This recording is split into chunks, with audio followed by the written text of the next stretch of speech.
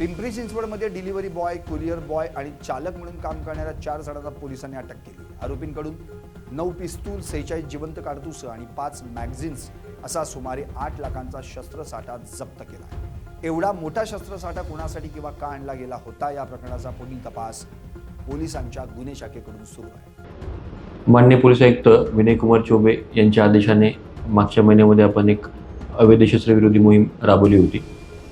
सदर मोहिमेच्या अंतर्गत पिंपरी पोलीस स्टेशन येथे CR नंबर 234/26 अनुषंगाने एक गुन्हा दाखल होता. सदर गुन्ह्याचा तपास हा crime branch unit 1 Shri Thackeray व त्यांच्या टीमने त्यांच्याकडे घेतला.